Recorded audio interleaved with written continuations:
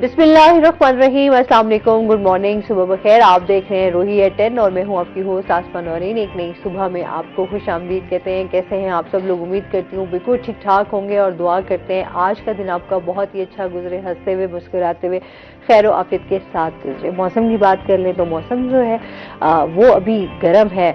आपने अपनी सेहत का भी बहुत ज़्यादा ख्याल रखना है और जितना मैं हमेशा बात करती हूँ सेहत के हवाले से, डाइट के हवाले से, ये तो हमेशा मैसेज आप लोगों तक पहुंचता ही रहता है कि आपने अपनी सेहत का भी ख्याल रखना है और डाइट का भी साथ साथ ख्याल रखना है। इसके साथ ही हमेशा एक बात करती हूँ कि ज़िंदगी में जो है वो इंसान को हमेशा जो है वो मेहनत करते रहना चाहिए। स्ट्रगलिंग लाइफ है, हम कभी भी ये नहीं कह सकते कि ज़िंदगी जो है वो बहुत आसान है और बहुत ही खुशियों वाली है। खुशियाँ भी आपने खुद ही तलाश करनी होती हैं और उसके साथ साथ मेहनत भी करनी होती है, स्ट्रगलिंग भी करनी होती है। और ये ज़िंदगी स्ट्रगलिंग का ही नाम है। जितना आप मेहनत करेंगे कामयाबी भी आपके कदम चूमेंगी। हमारे यहाँ जो है हम लोग बहुत ज़्यादा हिम्मत से भी जो है वो हार जाते हैं, मायूसी भी आ जाती है और बहुत ज़्यादा शॉर्टकट की तलाश में रहते हैं। जब इंसान शॉर्टकट की तरफ जाता है तो फिर बहुत सारे मामलात आपके मुश्किल भी हो जाते हैं और फिर उसमें दुश्वारियां भी आती हैं, जिसमें आपकी ज़िंदगी जो है फिर आपको जो आपके चैलेंजेस हैं वो आपको ज़्यादा मुश्किल लगने लग जाते हैं। तो लिहाजा शॉर्टकट जाने की बजाय अगर आप सही डायरेक्शन की तरफ चलें और अपने गोल्स और अपने अचीवमेंट्स के हवाले से कि किस तरीके से आपने अपना रास्ता सही रख कर जो है किसी का आपने हक नहीं मारना, किसी का दिल नहीं दुखाना, किसी के साथ बुरा नहीं करना, किसी का नुकसान नहीं करना। तो जब आप एक अच्छी और पॉजिटिव सोच के साथ अपने गोल्स की तरफ जाएंगे, अपने उस रास्ते पर चलेंगे तो इंशाल्लाह ज़रूर जो है वो अल्लाह ताला की मदद भी होगी और आपकी ज़िंदगी भी आसान हो जाएगी। आसानियाँ तकसीम करते रहा करें, क्योंकि जितनी आप आसानियाँ तकसीम करते हैं उतनी ही आपकी ज़िंदगी में भी आसानियाँ होती हैं। तो इसी मैसेज के साथ अपने प्रोग्राम के सिलसिले को आगे बढ़ाएंगे। आज हमारे साथ जो गेस्ट मौजूद हैं उनका तारुफ करवा देती हूँ। हमारे साथ मौजूद हैं जी बाबर खान गुलज़ाई साहब हमारे साथ मौजूद हैं, जो कि एजुकेशनिस्ट हैं। अस्सलाम वालेकुम, कैसे हैं आप? ठीक ठाक हैं? वेलकम करते हैं शो में आपको। और इसके साथ ही जो है हमारे साथ जो दूसरे गेस्ट मौजूद हैं वो हैं जी हमारे रोही के रिपोर्टर भी हैं, एंकर पर्सन भी हैं, ऑन अब्बास। अस्सलाम वालेकुम, कैसे हैं आप? ऑन ठीक ठाक हैं? आप ठीक हैं? अल्हम्दुलिल्लाह, वेलकम करते हैं। ऑन बीमार थे, आशू में चश्म का शिकार भी थे, तो अब कैसी तबीयत है? नहीं, अब ठीक है। वो तो उस वक्त तो बिल्कुल आंखें काफी ज्यादा रेड हो जाती हैं। अभी भी हल्की किस तरह से फील हो रहा है? बिल्कुल ऐसे ही है। चलें, अल्लाह ताला आपको सेहत दे, क्योंकि आजकल जितनी वायरल डिजीज हैं उनसे बचना भी बहुत ज्यादा जरूरी है। और इस टाइम जो मैं कहती हूँ कि हम लोग जुकाम, खांसी, बुखार, इस टाइम तमाम लोग जो है इसका शिकार भी हैं। तो बदलता मौसम जो है वो कहीं ना कहीं आपको इरिटेट भी कर रहा होता है, नुकसान भी पहुंचा रहा होता है। सर, आपकी तबीयत कैसी है? बिल्कुल माशाल्लाह से। आजकल क्या एक्टिविटीज चल रही हैं आपकी? बस लगे हुए हैं एजुकेशन सेक्टर के अंदर, जो मेरा फील्ड है as an educationist, trying to make things better for my students, for my institution. जहाँ पे आप काम कर रहे होते हैं आपको अपने इदारे, अपने इर्द गिर्द, जैसे अभी आप कह रही थी, आसानियाँ तकसीम करनी चाहिए। So I try to make things better for my faculty, for my admin staff and my students जो हमारे इंस्टीट्यूशन में पढ़ते हैं। तो this is what is going on right now. कह रहे हैं माशाल्लाह जी, हमेशा जब इंसान अच्छा सोचता है और स्पेशली जो कहते हैं ना, एक टीचर का अपने स्टूडेंट्स के लिए वो एक पॉजिटिव सोच के साथ और एक जो उनका आपस में एक कनेक्शन होता है, जो बॉन्डिंग होती है वो बड़ी वैसे ही स्ट्रांग होती है। टीचर्स तो वैसे ही रूहानी माँ बाप तो होते ही हैं। तो जिस तरीके से आपकी कैरेक्टर बिल्डिंग हो रही होती है या आपको वो जो बनाना चाह रहे होते हैं कि इस माशरे में आप एक पॉजिटिव अपना रोल प्ले कर सकें। तो सर से भी आज हम इस हवाले से ही बात करेंगे, क्योंकि एजुकेशनिस्ट हैं तो हमारे यहाँ नौजवानों के बहुत सारे मसाइल भी हैं। बहुत ज़्यादा हम एजुकेशन के हवाले से इसलिए बात करते रहते हैं क्योंकि हमारी ये बेसिक चीज़ें हैं जिस पे हम सेहत और अपनी एजुकेशन और हमारी जो बेसिक चीज़ें नीड्स हैं उसके ऊपर बात करते हैं कि ये तीनों चीज़ें जो हैं हमारे लिए बड़ी इंपॉर्टेंट हैं और इन्हीं तीनों चीज़ों में जो है हम बहुत पीछे भी हैं। तो सर से जानेंगे कि किस तरीके से जो है हम अपनी कम्युनिकेशन स्किल्स को बेहतर कर सकते हैं। आजकल हम देखते हैं कम्युनिकेशन गैप आता जा रहा है, किस तरीके से इसको बेहतर किया जा सकता है।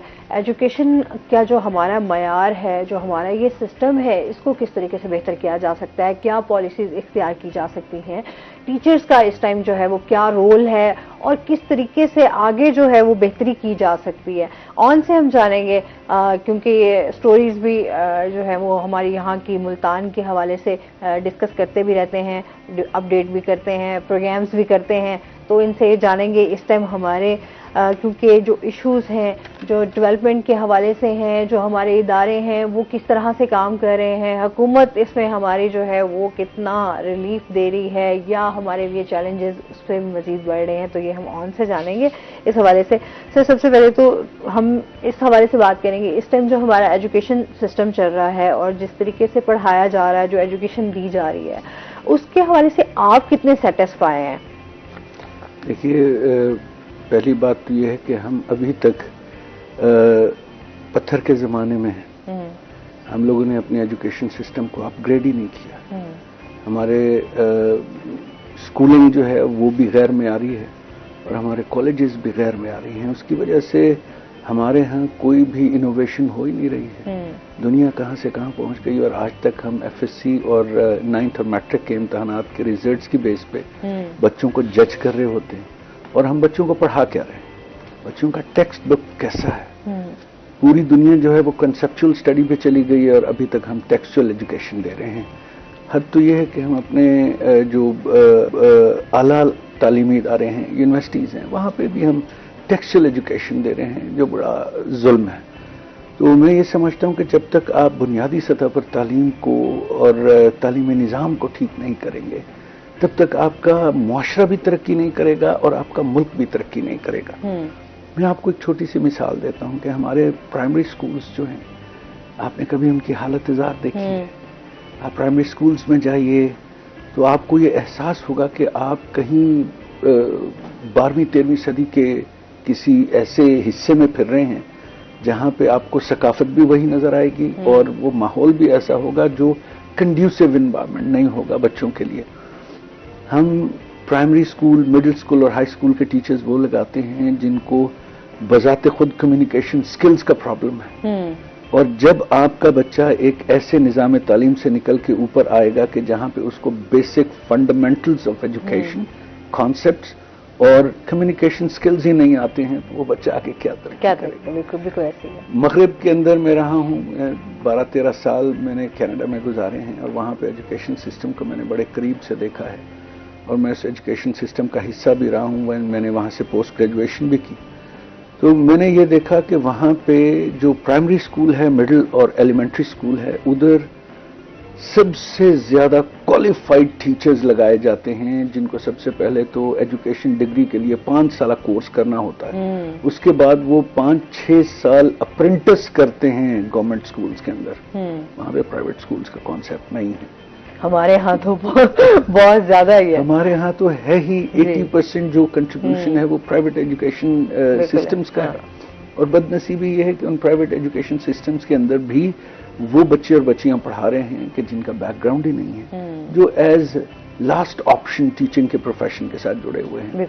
मैं ये देखता हूँ, मेरे पास हायरिंग के लिए बच्चे आते हैं, फैकल्टी आती है। जब मैं अपने कॉलेज के लिए हायर करता हूँ तो मुझे देख के अफसोस होता है कि बच्चों को अपने बेसिक जो उनकी स्पेशलाइज्ड मास्टर्स जिसमें की हुई है या एमफिल किया हुआ है, उसके बारे में उनको कोई इन्फॉर्मेशन उस लेवल की नहीं है जिस लेवल की मैं एक्सपेक्ट कर रहा होता हूँ।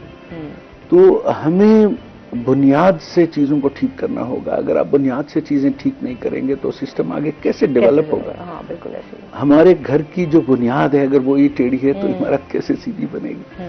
तो अलमिया इस बात का है कि हमारे सियासतदान हों या हमारे जो साहिब इक़्तिदार लोग हैं, ब्यूरोक्रेसी है, when they will be serious about that, I am not sure।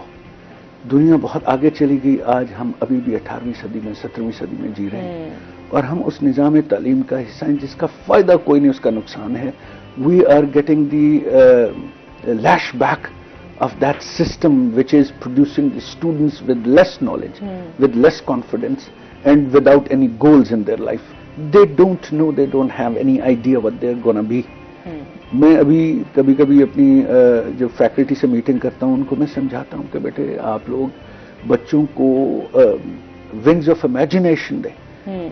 आप उनको बताएं कि ये जो स्कोप और विजन ऑफ प्रोग्रेस होता क्या है, प्रायोरिटाइजेशन क्या होती है, आप अपने जो एजुकेशनल गोल्स हैं या फ्यूचर गोल्स हैं उनको किस तरह प्रायोरिटाइज करके आप सेट कर सकते हैं। जब तक बच्चों को यही नहीं पता है तो फिर आगे मामला कैसे चलेंगे? मैं रिसेंटली अभी मेडिकल के बच्चे और बच्चियों से जाके मैं मिला और उनसे मैंने पूछा कि बेटे अगर आपका एफएससी में आप लोगों में से कितने बच्चों के कितने मार्क्स हैं, 80% वाले बच्चे हाथ उठाएं, 80 एंड 80 प्लस वाले। तो ऑलमोस्ट आधी क्लास थी जिनके 80 प्लस मार्क्स थे। तो मैंने उनसे पूछा कि बेटा अगर आपका मेडिकल में एडमिशन ना हुआ व्हाट विल यू डू? मैंने कहा सर हमें नहीं पता, फिर हम दोबारा इंप्रूव करके मेडिकल करेंगे। और हमेशा जवाब ही यही होता है कि हम अक्सर एक चीज से रह जाए तो भी हमें समझ नहीं आती ना। मैंने उनसे कहा बेटा देखो MBBS is not the end of your life, there are so many other professions which you can adopt. आप वेटनरी डॉक्टर भी बन सकते हैं, आप डॉक्टर फार्मेसी भी बन सकते हैं, आप नर्सिंग का भी कोर्स कर सकते हैं। तो बच्चों को जब मैंने और इसके अलावा बहुत सारी ऑप्शंस बताए तो बच्चे वर सरप्राइज्ड एंड दे सेड कि हमें तो टीचर्स ने कभी ये बताया ही नहीं सर। मैंने उनसे कहा बेटे आपने कभी अपने टीचर्स से सवाल किया कि सर आप जो हमें पढ़ा रहे हैं इसकी एप्लीकेशन कहाँ, कैसे और कब होगी, और फिर इसके नतीजे में अगर हम अपने इस एफएससी के इम्तिहान में कामयाब नहीं हो सकते हैं फिर हमारे पास ऑप्शंस क्या है सर। इस पर मजीद बात करते हैं, कॉलर है हमारे साथ। अस्सलाम वालेकुम। वालेकुम सलाम। आसमा कैसी हैं? याहिया बात कर। मैं बिल्कुल ठीक ठाक अल्हम्दुलिल्लाह, आप बताएं आप कैसे हैं? अल्हम्दुलिल्लाह कराची का मौसम आजकल थोड़ा बेहतर हो गया। बहुत अच्छा आपका टॉपिक है और बाबर भाई के बातों से डेली मुझे बड़ा इम्प्रेस हुआ कि he knows what's going around. और हमें यही ऐसी लोगों की जरूरत है बाबर भाई जैसे लोग जो कोर्स से समझते हैं व्हाट इज द प्रॉब्लम। इन्होंने जो बात की ना बेसिक यही कि हमारी जब फाउंडेशन हम सही नहीं करेंगे जब तक हमारी इमारत कैसे सही खड़ी होगी। क्योंकि आपके टॉपिक के हवाले से मुझे बात ये करनी है कि मुझे अनफॉर्चुनेटली हमारे यहाँ ये एक वसीला बन गया है कि अब इन्होंने जो मिसाल दी ना कि अगर आप मेडिकल में नहीं जा सकते तो आपके पास कोई सोच ही नहीं होती। इधर मैंने जो चीज देखा तो हमारे यहाँ बाहर लोग बच्चे एक साल 2 साल पढ़ने के बाद भी अपनी स्पेशलिटी चेंज कर लेते हैं अगर वो इसमें नहीं कुछ कर पाते या उनको नहीं समझ आता कि इसमें चल पाऊंगा तो it's not a big deal. लेकिन हमारे यहाँ पे एक ऐसा मसला हो जाता है कि अगर उसने छोड़ दी तो उसकी लाइफ एंड डेथ का मसला हो जाता है, घर वालों का प्रेशर होता है, सारी चीजें होती है। लेकिन तो मेरा सवाल ये है कि देखिए मैं खुद भी पे आपको पता है नजर रखता है इन चीजों पे कम्युनिकेशन स्किल्स और टेक्निकल स्किल्स हमारे यहाँ तो बहुत इसका फुकदान है। अब आप मेरे भाग से लोग बाहर काम कर रहे होते, हमारे वेल्डर, हमारे डेंटर, हमारे इलेक्ट्रिशियन ये कांट डू, वहां बाहर नहीं जा सकते, उनके पास सर्टिफिकेशन नहीं है। हमारे पास कोई स्कूल नहीं है जो ऑटोमोबाइल की ट्रेनिंग मैकेनिक्स बेहतरीन है, इलेक्ट्रिशियन है, प्लम्बर्स हैं, लेकिन उनके पास क्योंकि टेक्निकल सर्टिफिकेशन नहीं है तो बाहर नहीं काम कर सकते, स्टैंड पे काम नहीं कर सकते। इसलिए मेरा सवाल ऐसा क्यों हो रहा है? दूसरा सवाल ये कि सर कम्युनिकेशन की आपने बात की, अब डिवाइसेस हमारे इतने महंगे हो गए हैं कि हम एक एंड्रॉइड फोन करना, लैपटॉप खरीदना, एक बच्चा अगर घर में 3 बच्चे हैं तो हाउ कैन वो उसका बाद अफोर्ड नहीं कर पाता, तो वो बात बच्चा बेसिक पे ही हासिल करता। जो कम्युनिकेशन का जो सिस्टम है, जो कनेक्टिविटी है, that is very poor in Pakistan. उसको इनहेंस किए बगैर इस चीजों को जब तक आप गवर्नमेंट कहती है मैं आईटी सेक्टर में काम करना है, जब तक आप बेसिक चीजों को इनको नहीं इम्प्लीमेंट करेंगे, बच्चों के लिए आप लैपटॉप लिए कम्युनिकेशन डिवाइसेस सस्ते नहीं करेंगे, how can we grow up? यही मेरा सवाल है। Thank you so much. बहुत शुक्रिया याहिया आपका। इसके साथ ही आपका जवाब जो है वो डिटेल से जो है वो बाबर से लेंगे, लेकिन अभी हमने जाना है ब्रेक पे, हमारे साथ रहिएगा।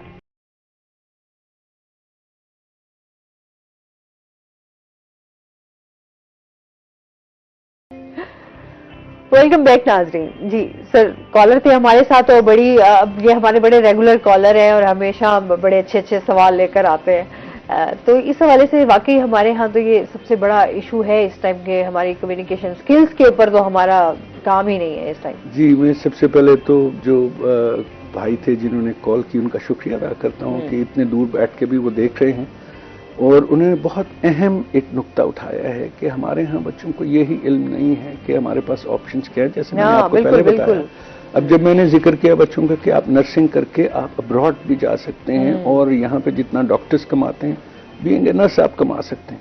इसी तरह भाई ने जिक्र किया ये वेल्डर का, प्लम्बर का और ये तरखान का, डिफरेंट प्रोफेशंस हैं, इवन के मोटर मैकेनिक का। आप बिलीव करेंगे कि सबसे ज्यादा हाईली पेड प्रोफेशन जो वेस्ट के अंदर हैं वो यही प्लम्बर है, इलेक्ट्रिशियन है, ये जो वेल्डर है और ऑटो मैकेनिक है। और वहां पे जो बच्चे देखिए वहां पे उन्होंने एक बड़ा स्ट्रीम कर दिया है सिस्टम को कि वहां पे ग्रेड प्ले ग्रुप से लेके ग्रेड 8 तक बच्चे का प्रोफाइल बनता है। ग्रेड 8 के अंदर जब ग्रेजुएशन होती है, प्रॉपर ग्रेजुएशन होती है, तो बच्चे की फाइल पेरेंट्स को दी जाती है और उनको बताया जाता है कि आपका बच्चा एकेडमिक्स में जाएगा।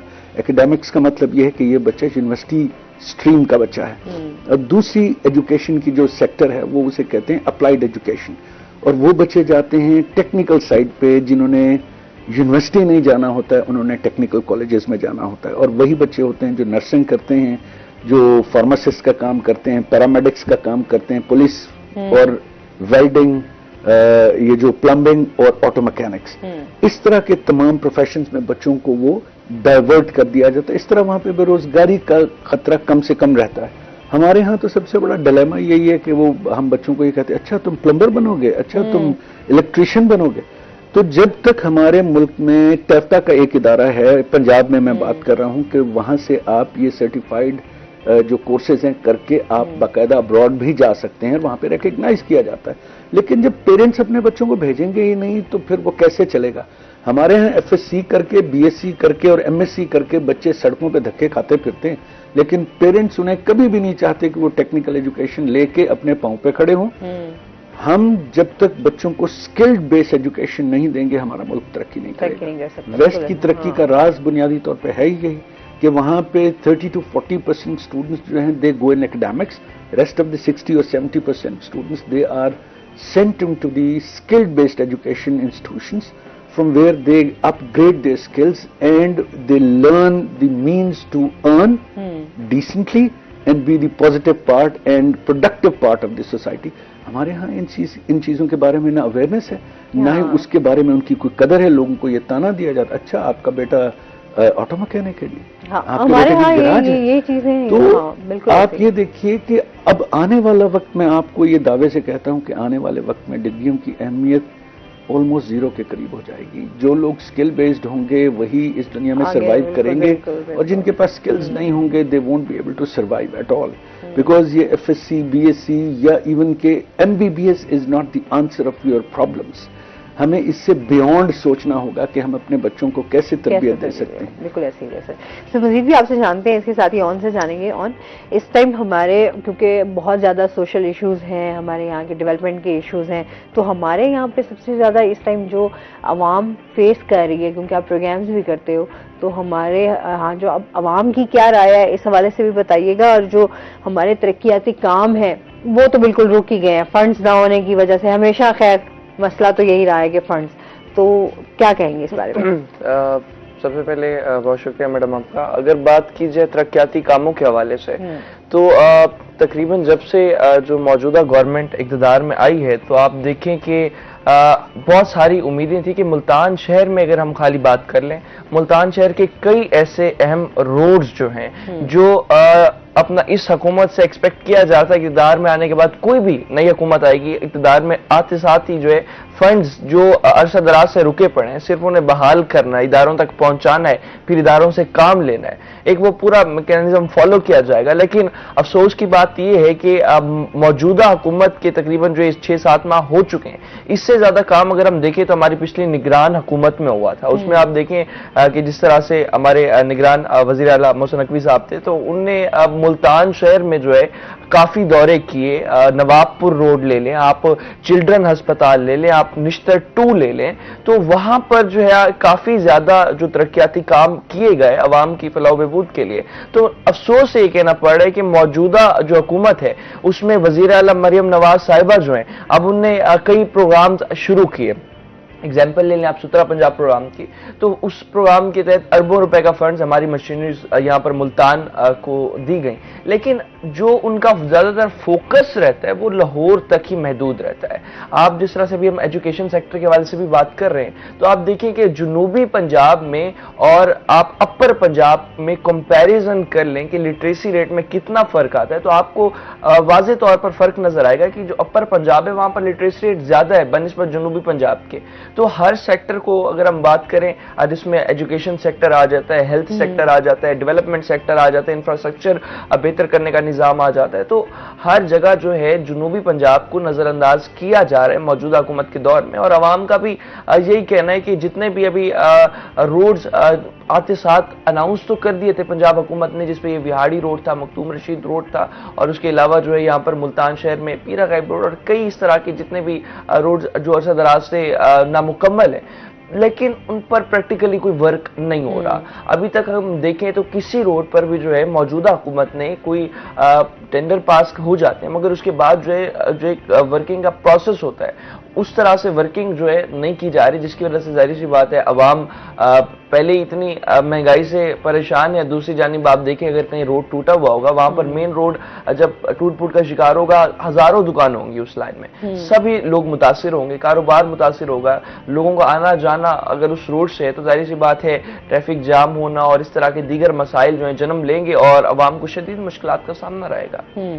अच्छा, इस हवाले से तो हम लोग बहुत ज्यादा देखते हैं ना कि हमारे रोड जो है वो टूट फूट का शिकार हैं। अच्छा, कुछ पैचेस जो है वो उनको बस वक्ती आर्जी तौर पर उनको जो है वो ठीक कर दिया जाता है, लेकिन हम कुछ टाइम बाद देखते हैं कि वही रोड जो है वो फिर टूट फूट का शिकार हो जाते हैं, बल्कि उससे भी बदतर हालत में आपको नजर आते हैं। अच्छा, फिर हमारे यहाँ सीवरेज का निज़ाम जो है इस पे तो हम आए दिन, क्योंकि इससे अब जो सेहत के मसाइल पैदा हो रहे हैं वो बहुत बुरे तरीके से जो है वो इंसानी सेहत को मुतासिर कर रहे हैं कि एक तो हमें साफ पानी पीने को मुयसर नहीं है। इस टाइम जो हमारा सबसे बेसिक हम मुल्तान का इशू देख रहे हैं वो ये आ रहा है कि हमें साफ पानी जो है, इवन कि आप फिल्टर का पानी भी यूज कर रहे हैं तो वो भी आपके लिए सही नहीं है। तो यहाँ तक उसमें भी जो है वो कहना कि बिल्कुल साफ शफाफ पानी आप पी रहे हैं तो वो भी नहीं है। तो हमारे यहाँ तो अब हेपेटाइटिस जो है वो जितना तेजी से फैल रहा है, बच्चों में जिस तरह से पेट की बीमारियां फैल रही हैं, तो आए दिन हम बहुत सारे मसाइल का जो है वो शिकार होते जा रहे हैं। अब सीवरेज के निज़ाम में हमने ये देखा बारिशें हुई और बारिशों के बाद जो है हमें उसका बहुत कुछ हमें भुगतना पड़ा, उसकी बहुत दुश्वारियां मुश्किलात लोगों के लिए।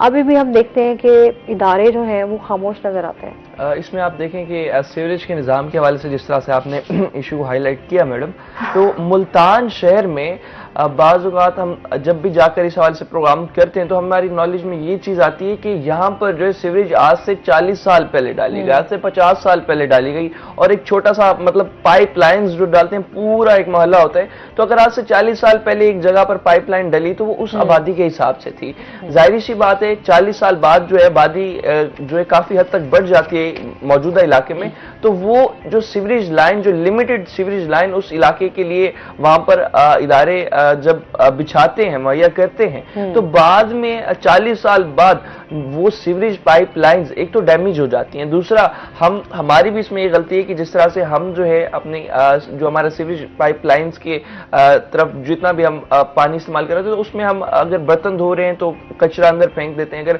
मतलब हम काफी जो सीवरेज लाइन को खराब करने में हमारा भी इसमें हाथ रहता है, लेकिन प्रॉपर उनकी मेंटेनेंस नहीं की जाती, सफाई नहीं की जाती। उसके बाद जो जब वो अंदर से फट जाती हैं, अंदर से लीक कर जाती हैं, तो क्या होता है जब पानी जमा होने लग जाता है तो टेम्परेरी हल करने के लिए गटरों को खोल के उसमें जो है बांस मार के उसे टेम्परेरी हल तो वहां कर दिया जाता है मगर परमानेंट हल नहीं किया जा सकता, जिसकी वजह से वहां पानी जमा रहेगा। उसके बाद जो है मलेरिया, टाइफाइड, डेंगू और कई इस तरह की बीमारियां जो है जन्म लेती हैं। और जाहिर सी बात है जब सीवरेज पाइपलाइंस फट जाएंगी तो वाटर सप्लाई की पाइपलाइंस बिल्कुल साथ होती हैं, तो वो जो गंदा पानी होता है वो वाटर पाइपलाइन की सप्लाई के साथ शामिल होता है। और जाहिर सी बात है जिस पानी से आप नहा रहे हैं, जिस पानी से आप बर्तन धो रहे हैं, जिस पानी को आप इस्तेमाल कर रहे हैं, जिस पानी को आप पी रहे हैं, उसमें जहरीला सीवरेज का पानी जब शामिल होगा तो कहीं आपको बीमारी खराब है। बिल्कुल। एक कॉलर है जी हमारे साथ। अस्सलाम वालेकुम जी, मुश्ताक साहब हमारे साथ हैं, क्या कहेंगे? मैडम हमारी है जूनियर कोर्ट सिटी में आती है, वहाँ पे बहुत बुरा हाल है सीवरेज का, रोड के ऊपर पानी पड़ा है, गटर सारे बंद है, आके वाले आके बस चलाने का चले जाते हैं, लोगों घरों के काम काफी लोग हैं, तो ना तो प्रत्याशी काम हो रहा है, ना कोई ऑप्शन दे रहे हैं, बिल भेजी जा रहे हैं, या बिल बच जाए।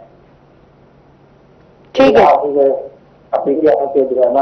है, ठीक है जी, बहुत शुक्रिया कॉल करने का। आपकी इस सवाल का जवाब जो है ऑन से हम लेंगे। नाज़रीन अभी हमने जाना ब्रेक पे, हमारे साथ रहिएगा।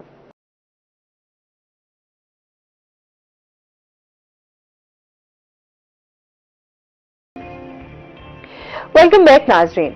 अच्छा जी, कॉलर थे हमारे साथ और मेरे ख्याल में हम इस तरह के इश्यूज जो है वो हमेशा हाईलाइट करते भी रहते हैं और ऑन भी काफ़ी प्रोग्राम्स इस हवाले से जो है वो डिफरेंट इलाकों में भी जाकर, शहरों में भी जाकर करते रहते हैं कि हमारे यहाँ जो इश्यूज हैं स्पेशली यहाँ के, हमारे यहाँ हम बात तो करते रहते हैं कि जो लोग जो इस हवाले से काम के लिए चुना जाता है जिन लोगों को, वो लोग तो खैर कभी नजर ही नहीं आते। वोट की हद तक जब इलेक्शंस हो तो तभी हम उनकी शक्लें भी देख लेते हैं, उनके साथ बातचीत भी हो जाती है, उसके बाद जो है वो फिर काफी अर्सा जो है उनसे मुलाकात भी नहीं हो पाती। बिल्कुल, इसमें सबसे ज्यादा कसूर मैडम हमारा खुद का ही है, क्योंकि देखते हैं ना हमारे, अगर जिस तरह हम कहते हैं कि जुनूबी पंजाब में बहुत सारे मसाइल हैं, तो जुनूबी पंजाब में अगर आप थोड़ा सा ये जो सियासत यहाँ की जाती है तो आप देखें उस एंगल से, तो यहाँ जो सियासत की जा रही है वो ज्यादातर या तो जागीरदाराना सिस्टम है या तो अबाव अजदाद से एक सियासत चलती आ रही होती है और वो एक वडेरे बने हुए होते हैं इलाके के, तो वहां पर जाकर जो है लोग हमारे ये नहीं देखते हमारे लिए क्या काम कर रहे हैं, क्या काम हमारे लिए नहीं हो रहा, क्या जो है तरक्याती काम इनने अपने दौर में हमारे साथ जो वादे किए थे क्या वो तरक्याती काम पूरा किया कि नहीं किया, बल्कि जो लोग होते हैं वो सिर्फ और सिर्फ जो है एक जो सिस्टम उनका कॉन्सेप्ट बना होता है, ये जो है इलाके का बड़ा है, ये इलाके का वडेरा है, ये इलाके का जो है जागीरदार है, ये इलाके का चौधरी है,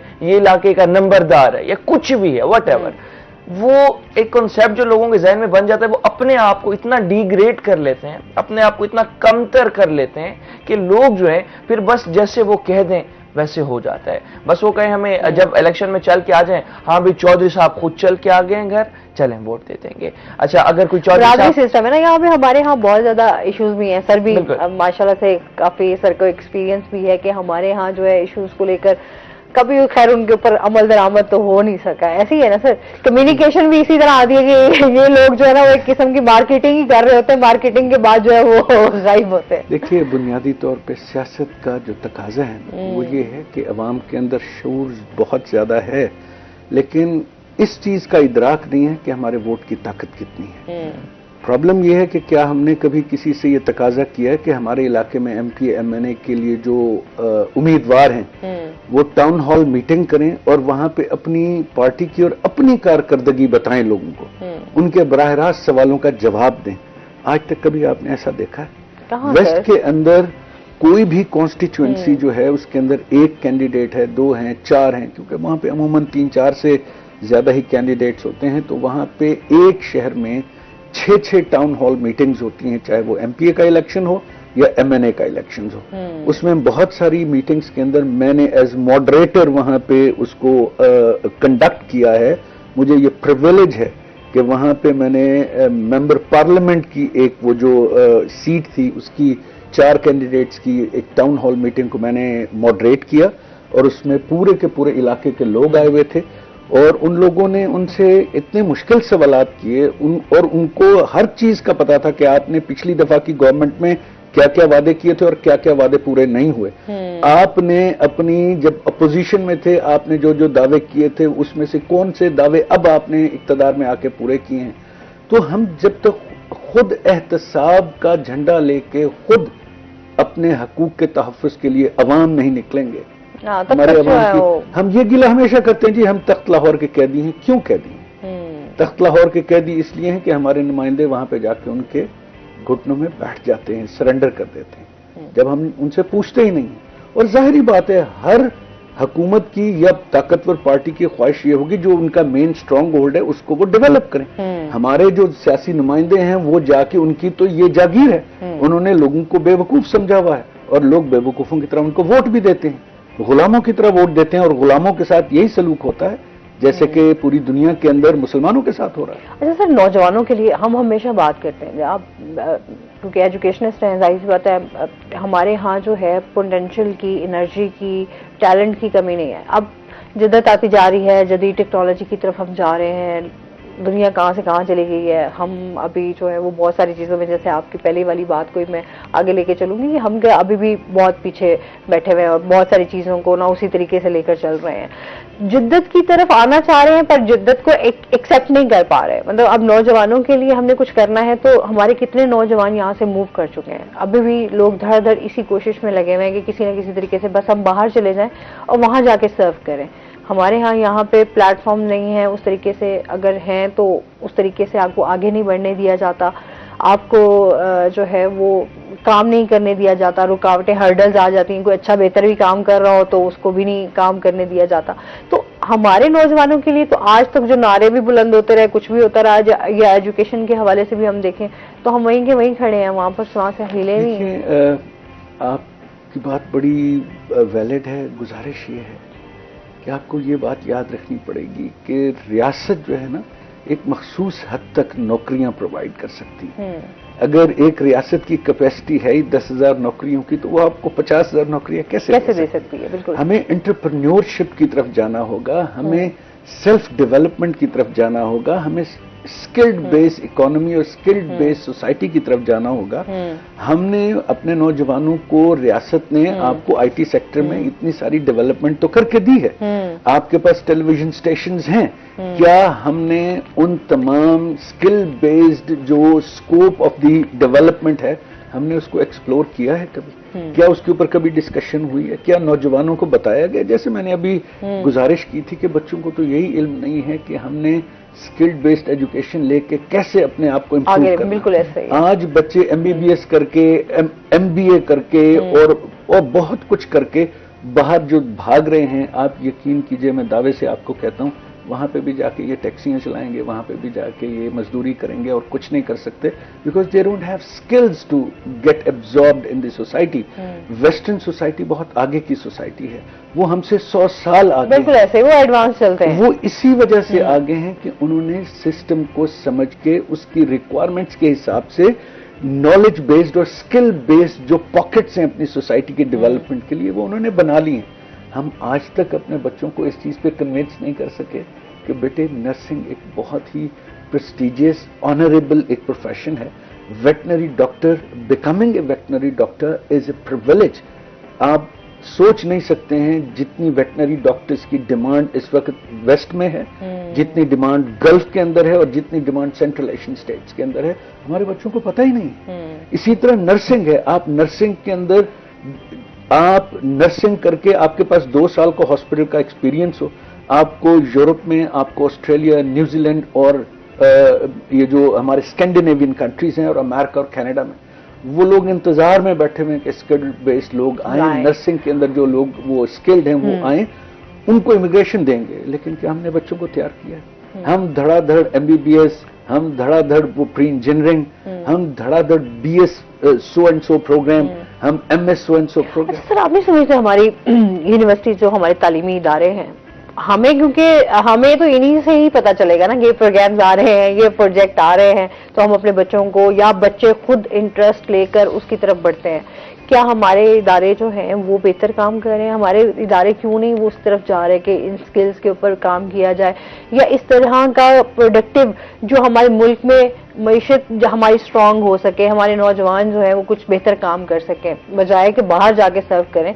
अब हम हमारे यहाँ हॉस्पिटल्स में हमारे लिए सर्जन ढूंढना एक अच्छा बड़ा मुश्किल हो जाता है। अगर वो बाहर से आता है तो कितने पेशेंट्स को उसने देखना होता है, स्पेशली टाइम जो है वो आपकी पहले उनसे लेना पड़ता है। तो हमारे यहाँ तो बड़े मसाइल हैं इस तरह के कि लोग यहाँ से बाहर तो बाहर के लिए सोच रहे होते हैं, पर इस मुल्क में रहकर इधर मुल्क को कैसे फायदा दे सकते हैं, इस मुल्क के लिए क्या कर सकते हैं, इस हवाले से तो हम बहुत पीछे हैं। देखिए, जब तक डिग्निटी ऑफ वर्क को हम प्रमोट नहीं करेंगे, हम स्किल्ड बेस्ड नॉलेज को प्रमोट नहीं करेंगे, और दूसरा ये जो contribution of the private sector है उसको रिकग्नाइज नहीं करेंगे, तब तक डेवलपमेंट का चांस नहीं है।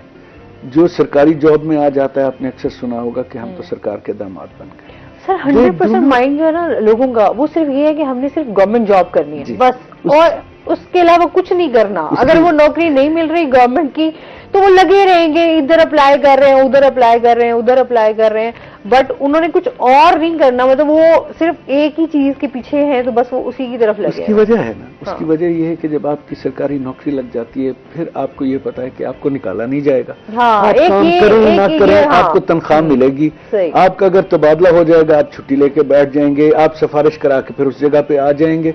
तो ये जो स्लैक, वो जो हमारा वर्क इन्वायरमेंट है और जो सिफारिश पे मबनी निज़ाम है, और जहां पे आप एक दफा सरकार के भर्ती हो गए तो फिर उसके बाद आप सरकार के दामाद बन गए, तो ये कॉन्सेप्ट जब तक खत्म नहीं होगा, आपकी एवेल्युएशन सिस्टम नहीं होगा। हमारे यहाँ सरकारी इदारों में एवेल्युएशन सिस्टम है। मैं अपने इदारे के अंदर मेरी जितनी फैकल्टी है मैं उनकी क्वार्टरली उनकी वो जो है एवेल्युएशन करता हूँ, स्टूडेंट फीडबैक लेता हूँ, पर्सनल ऑब्जर्वेशन करता हूँ और उसके बाद फिर उनके साथ सिटिंग करके उनकी एवेल्युएशन को मैं मार्क्स देता हूँ और फिर उसकी बेस पे एंड ऑफ द ईयर उनकी प्रोग्रेस के अंदर उनकी जो इंक्रीमेंट लगनी होती है उसका डिसीजन लेता हूँ कि आया my faculty is eligible for the increment और not, if they have perform their duties properly और नॉट। सो जब तक हमारा अकाउंटेबिलिटी का प्रोसेस जो है वो प्रॉपर नहीं होगा, हाँ, तब तक हम शायद आगे नहीं बढ़ पाएंगे। इस पर मजीद भी बात करेंगे, जानेंगे। नाज़रीन, अभी हमने जाना ब्रेक पे, हमारे साथ रहिएगा।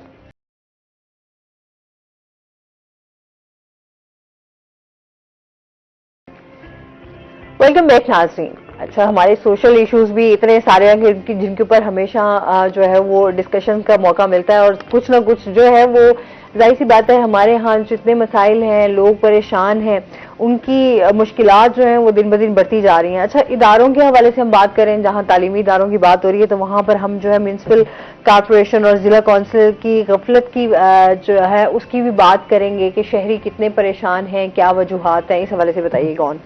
सबसे पहले अगर हम बात कर लें तजावुज़ात के हवाले से, तो शहर में वज़ीर आला मरियम नवाज साहिबा ने कहा था कि जितने भी डिवीजन्स हैं तो उनमें एक रेडी बाजार लगेगा ताकि जितने भी ये मूवेबल तजावुज़ात होती हैं उनमें कमी आ सके। क्योंकि आप देखें कि मुल्तान शहर के मेन रोड्स का अच्छा खासा हिस्सा जो है हमारे तजावुज़ात की सूरत में ऑक्यूपाई हुआ होता है। तजावुज़ात सिर्फ ये टेम्परेरी जो रेडी बान होते हैं ये नहीं होते, अक्सर हम देखते हैं कि पुख्ता तामीरात करके भी तजावुज़ात बना ली जाते हैं। जैसे एक ग्रैंड ऑपरेशन पीटीआई के दौर में भी हुआ था, जब जो है वो गोल बाग के पास आपने देखा होगा कि काफ़ी सारी दुकानें वहाँ मौजूद थीं जो कि तजावुज़ात की सूरत में मौजूद थीं। अभी भी अगर हम बात करें तजावुज़ात के हवाले से, तो वो बाज़ार रेडी बाज़ार जो शुरू किया गया चौक घंटाघर के करीब, तो वहाँ पर जाहिर सी बात है जो उसके सराउंडिंग्स में रेडियां लगाते थे वो वहां तक जा सकते हैं। पूरे मुल्तान के जितने भी जो हम कहें दिहाड़ीदार तबका होता है, जो भी लोग फ्रूट्स की रेडी लगा लेते हैं, कुछ भी लगा के वहां नहीं पहुंच पाते।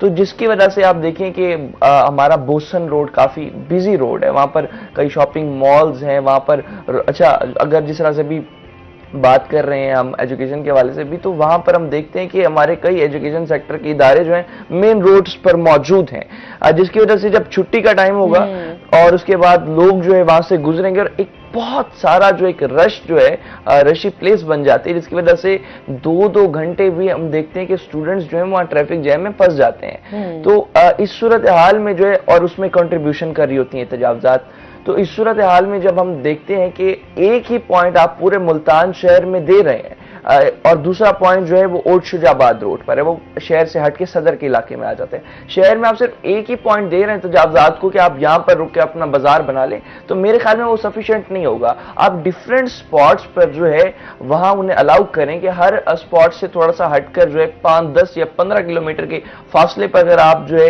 ये बाजार लगाएंगे तो उससे मेरे ख्याल में कुछ बेहतरी आ सकती है। ट्रैफिक का जो एक निज़ाम धर्म भरम हुआ इस वक्त हमारे शहर में, तो उसमें भी बेहतरी आ सकती है। और उसके साथ साथ जिस तरह से ट्रैफिक जैम के हवाले से बात करें तो मुल्तान में आप देखें लाखों रुपए लागत से जो इशारे लगाए गए हैं। हम कहते हैं कि जो मुल्तान है वो इतना ज्यादा डेवलप्ड सिटी नहीं है, कौन डेवलप करेगा? इंतजामिया करेगी। लाखों रुपए लागत से आप चौक कुमारन देख लें, आप कचहरी चौक देख लें, आप नवा शहर चौक देख लें, आप एसपी चौक देख लें और कई मजीद जगहों पर नॉर्दर्न बाईपास और इस तरह की कई और जगहों पर जो है लाखों रुपए लागत से इशारे लगाए गए, मगर वो सारे गैर फाल हैं। गैर फाल क्यों है? मेंटेनेंस नहीं की जाती, प्रॉपर चेक एंड बैलेंस नहीं रखा जाता, और वहां पर जो है जाहिर सी बात है जब वो इशारे नहीं होंगे, वर्किंग में नहीं होंगे, तो वहां पर जो है ट्रैफिक रवानगी जो है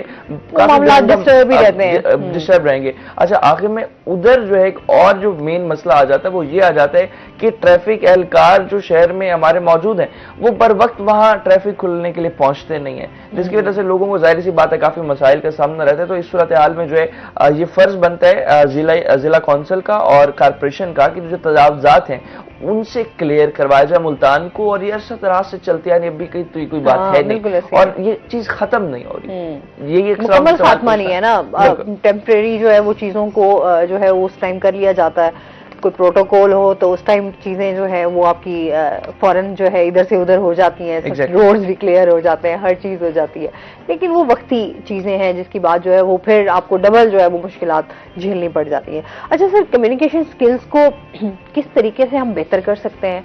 क्या आप समझते हैं कौन से ऐसे शोबे हैं जिनको हमें इख्तियार करना चाहिए? और हमारे तालीमी इदारे जो हैं, क्योंकि टाइम हमारे पास शॉर्ट है, मैं इसलिए आपसे जो है वो 3-4 क्वेश्चन जो है वो मिलाकर ही आपसे करना चाह रही थी कि क्या चीज़ें हमारे लिए जो है इस टाइम इम्पॉर्टेंट है जिससे हम हमारी जो है वो चीज़ें बेहतरी की तरफ जा सकें और हमारे स्टूडेंट्स का मसला भी हल हो सके। बहुत शुक्रिया इतने सारे सवाल करने का। मैं एक चीज यहाँ पे इन सवालात की तरफ जाने से पहले ऐड करना चाहूंगा। देखिए, हमारे माशरे के अंदर ना कोई भी जो बिगाड़ होता है उसको ठीक करना सिर्फ इंतजामिया का काम नहीं होता। माजरत के साथ हम लोग अपनी इखलाक की तरबियत भी उसके अंदर लैक करते हैं। हमारी ये जो तजावुजात हैं, हमारे ये जो ट्रैफिक का बेहंगम निजाम है, इसके अंदर आपका क्या ख्याल है कि सिर्फ ट्रैफिक पुलिस की नाकामी है?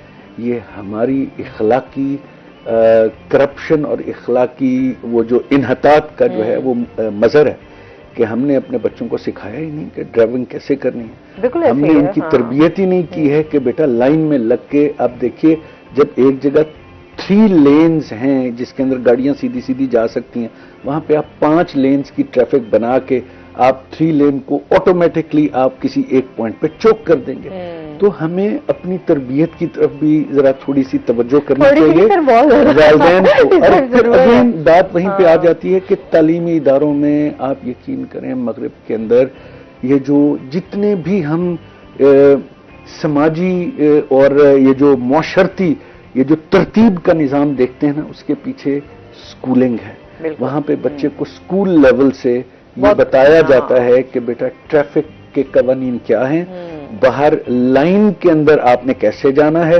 कहीं पे भी जाके आपने इंतजार कैसे करना है, आपने सड़क क्रॉस कैसे करनी है। और फिर बच्चे को वहां पे मनी मैनेजमेंट सिखाई जाती है। मनी मैनेजमेंट का मतलब ये है कि बच्चे ने जो उसको वालिदैन पैसे देते हैं या बजटिंग का जो सिस्टम है, ग्रेड 1 से उनको सिखाना शुरू किया जाता है। क्या आज हम बच्चों से ये पूछ सकते हैं कि बेटा अकाउंट क्या चीज होती है? आपने अकाउंट खोला, किसी बच्चे का अकाउंट है? क्योंकि वालिदैन भी नहीं चाहते, हम किसी को एम्पावर करना ही नहीं चाहते। ये हमारा समाजी अलमिया है कि हम बेतरतीबी और बद इंतजामी का जो तमाम दारोमदार है या मलबा जो है या हुकूमत पे डालते हैं या जो है इंतजामिया पे डालते हैं। तो हम अपनी जिम्मेदारियां जब तक उठाना नहीं सीखेंगे, हम माशरती तौर पर उंगली उठाना आसान है ना, लोग समझेंगे किसी के ऊपर भी आप उंगली उठा दें तो आसान है। बच्चों को हमेशा एक बात सिखाई है कि बेटा आप अपने अमाल के जिम्मेदार खुद हैं। हमारे वालिदैन ने बीइंग एजुकेशनिस्ट हमें यही सिखाया कि बेटा what you do it leaves an impact on your own life and on the impact on the other people जो आपके इर्द गिर्द। हम अपने बच्चों की तरबियत का जो वो जिम्मेदारी है उसको निभा रहे हैं। हमें ये सवाल अपने आप से करना चाहिए। बाकी जहां तक वो कम्युनिकेशन की बात है, देखिए कम्युनिकेशन जो है ना वो किसी एक मखसूस किताब से सीखी नहीं जाती है। कम्युनिकेशन के अंदर बहुत सारे अवामिल हैं जो असरअंदाज होते हैं हमारे बच्चों की तरबियत के ऊपर, उनकी इस अहलियत के ऊपर कि चीज़ों के हवाले से बोलना कैसे है, किस मौके पे क्या बात करनी है। तालीमी इस्तादात जो है, तालीमी इस्तादात जो है, आपकी कैपेसिटी, एजुकेशनल कैपेसिटी जो है और वो आपकी नॉलेज, लेवल ऑफ नॉलेज जो है वो आपकी कम्युनिकेशन के ऊपर इम्पैक्ट डालता है। क्या हमारे बच्चे वो सारी चीज़ें पढ़ रहे हैं जिससे हमारी कम्युनिकेशन स्किल्स बेहतर हो सकते हैं? क्या हम उस पॉजिटिव कन्वर्सेशन का हिस्सा हैं जिसके ज़रिए हम अपनी कम्युनिकेशन स्किल्स को बेहतर कर सकते हैं? क्या हमारे तालीमी इदारों के अंदर बच्चों को कन्वर्सेशन, डेलिब्रेशन के बारे में बताया जाता है कि स्किल्स जो हैं वो डेलिब्रेशन से आते हैं। कोई भी जबान बोलने से परफेक्ट होती है, सुनने से नहीं होती। हम बोलना और सुनना भी पसंद नहीं कर रहे होते। हमारा अलमिया ये है कि हर शख्स अपनी बात तो कहना चाहता है, ना वो अपनी बारी का इंतजार करना चाहता है। ना उसको उस सब्जेक्ट के बारे में जिसके बारे में वो बात कर रहा है या कर रही है, उसको उसके ऊपर कमांड नहीं है, उसका इल्म नहीं है, लेकिन वो अपने आप को गलत साबित ना करने के लिए बहुत सारे गलत जवाब भी पेश करके उस जो इन्वायरमेंट, लर्निंग इन्वायरमेंट को नेगेटिव बना देते हैं। तो हमें कंड्यूसिव इन्वायरमेंट अपने घरों में, अपने इदारों में, अपने मुआशरे में हर जगह देना पड़ेगा।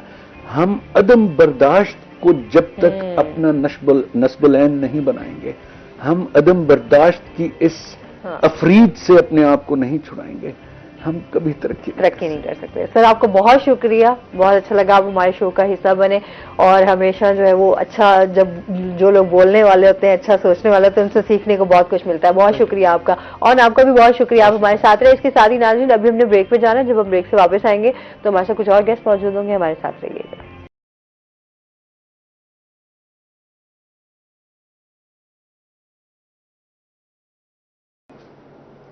बिस्मिल्लाहिर्रहमानिर्रहीम, अस्सलाम वालेकुम, गुड मॉर्निंग, सुबह बखैर। आप देख रहे हैं रूही एट 10 और मैं हूं आपकी होस्ट आसमा नौरीन। एक नई सुबह में आपको खुश आमदीद कहते हैं। कैसे हैं आप सब लोग? उम्मीद करती हूँ बिल्कुल ठीक ठाक होंगे और दुआ करते हैं आज का दिन आपको बहुत ही अच्छा गुजरे। हमारे साथ आज जो गेस्ट मौजूद हैं, पहले उनका तारुफ करवा देती हूँ। आज हमारे साथ मौजूद हैं जी आसिफ भट्ट साहब, हमारे साथ मौजूद हैं, जो कि एक्टर भी हैं, आर्ट डायरेक्टर भी हैं, और इसके साथ साथ जो है वो दीगर एक्टिविटीज के हवाले से भी इनकी जो है वो रहती है कि बाइक टूरिस्ट भी हैं। तो इस हवाले से आज हमारे साथ शो में मौजूद है। अस्सलाम वालेकुम, कैसे हैं आप? ठीक ठाक हैं? वेलकम करते हैं आपको, बहुत शुक्रिया। इसके साथ ही हमारे साथ जो दूसरे गेस्ट मौजूद हैं वो हैं जी मलिक रियाज अहमद तहीम साहब, हमारे साथ मौजूद हैं, जो कि राइटर भी हैं, डायरेक्टर भी हैं। टीवी और ड्रामाज के हवाले से जो है वो हम इनको देखते भी रहते हैं, माशाल्लाह बहुत काम भी कर रहे हैं। वेलकम करते हैं आपको। कैसे हैं आप? ठीक ठाक हैं? बिल्कुल फाइन, आप सुनाएं, आप कैसे हैं? अल्हम्दुलिल्लाह बिल्कुल ठीक ठाक। अच्छा, आज हम जो है अपने इस हवाले से कि आर्ट के हवाले से कि किस तरीके से हमारे यहाँ जो है वो ड्रामाज बन रहे हैं, फन के हवाले से बात होगी कि किस तरीके से फन को जो है हमारे यहाँ आर्टिस्टों के बहुत सारे मसाइल हैं, वहाँ पर हमारे आर्ट के हवाले से भी बहुत सारे हैं, किस तरीके से उसको फ़रोग दिया जा सकता है, किस तरीके से बेहतरी लाई जा सकती है। हमारे यहाँ जो है राइटिंग का काम है, स्क्रिप्ट का काम है, उसके ऊपर कितना काम हो रहा है। लोग, हम जहाँ पहले देखते थे ड्रामास को जो है वो उसमें बहुत ज़्यादा, आज भी हम जो पीटीवी के काफ़ी ड्रामाज जो देखते हैं वो हमारे जहनों पे नक्श भी हैं, उनकी स्टोरीज भी।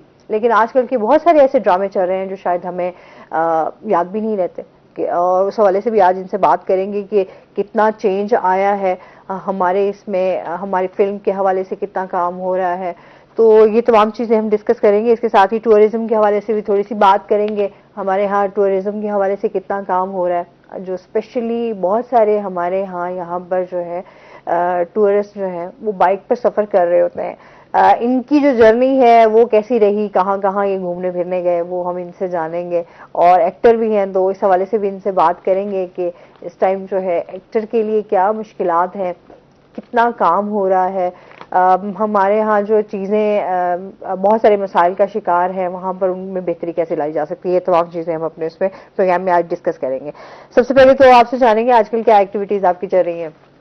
जी, आजकल की जो लेटेस्ट एक्टिविटी है वो हमारा टूर है, जो हम कल इत्तफाक से कल करने जा रहे हैं, और ये टूर 2 हिस्सों पे मुश्तमिल है। एक टूर का हिस्सा है जो बलूचिस्तान में, हम लोग बलूचिस्तान में कोह सुलेमान का एक बहुत ही खूबसूरत और यूनिक इलाका है जहाँ लोग बहुत कम जाते हैं, वो है तख्त सुलेमान। तो वहाँ का विज़िट करने जा रहे हैं। ये तकरीबन 3 दिन का पैदल सफ़र है, जाने का, 2 दिन का आने का। तो काफ़ी मुहिम जुई है इसमें। तो और उसके बाद फिर हम गिलगित की तरफ जा रहे हैं, और हरामोश वैली, और इसके बाद यासीन वैली, ब्रोगल, अशकुमान और बूनी, ये इलाके विज़िट करने का इरादा है। सही, जाहिर सी बात है। वैसे ही पाकिस्तान की मैं बात करती हूँ कि अल्लाह ताला ने हमें एक बड़ा खूबसूरत मुल्क दिया हुआ है। इसमें ऐसी बहुत सारी ऐसी जगह हैं जो छुपी हुई हैं, जो आज तक लोगों को शायद पता भी नहीं है। अब लोग एक्सप्लोर कर रहे हैं कि यहाँ पर भी हमारी जो नेचर है और जो हमारी जगह हैं। बलूचिस्तान के हवाले से हमें नहीं पता था, जैसे अभी हम सोशल मीडिया पर देखते हैं कि वहाँ पर कितनी खूबसूरत जगह हैं जो देखने के लिए, जहाँ टूरिज्म को फ़रोग मिल सकता है। लेकिन जाहिर सी बात है कुछ हमारे हालात, कुछ हमारी चीज़ें, हर्डल्स ऐसी हैं जहाँ पर पहुँचना जो है वो थोड़ा मुश्किल भी है, ख़तरे से भी खाली नहीं है। सिक्योरिटी के बहुत सारे हमारे मसाइल हैं। तो ये चीजें जो है वो जाहिर सी बात है एक टूरिस्ट के लिए या तमाम जितने भी लोग जाना चाहते हैं उनके लिए बड़ी जी बिल्कुल आपने सही कहा। और हमारे जो सिक्योरिटी इदारे हैं, पाकिस्तान आर्मी और दूसरे इदारे, उन्होंने मिलकर पाकिस्तान की लॉ एंड ऑर्डर की और सिक्योरिटी की जो सूरत हाल है वो बहुत ही अच्छी, बड़ी तसल्ली बख्श है। तो पाकिस्तान में आप कहीं भी किसी भी वक्त आप जा सकते हैं और it's very safe and secure. और जैसे कि आपने बताया कि पाकिस्तान बहुत खूबसूरत है और बिल्कुल पाकिस्तान के खूबसूरत नज़ारे हर वक्त मुंतज़िर रहते हैं कि देखने वाली आंखें उन्हें ढूंढें, उन्हें तलाश करें। और दीन में हुक्म भी है कि सैर व सयाहत का और फिर इल्म हासिल करने का बेहतरीन ये ज़रिया है। तो हमें अपनी फैमिलीज़ को, बच्चों को इस तरफ लेके जाएं। और ज़रूरी नहीं कि दूर अफ्तादा जगह, बल्कि आप हमारे कुर्ब जवार में दाएं बाएं भी देखें तो बहुत सारी चीज़ें हिडन हैं जो आपकी आंखों से ओझल है। तो कोशिश करें कि अपने करीब तरीन और आसान तरीन जो टूरिज्म की तरफ आएँ और आहिस्ता आहिस्ता फिर आप। बिल्कुल ऐसे ही है जी।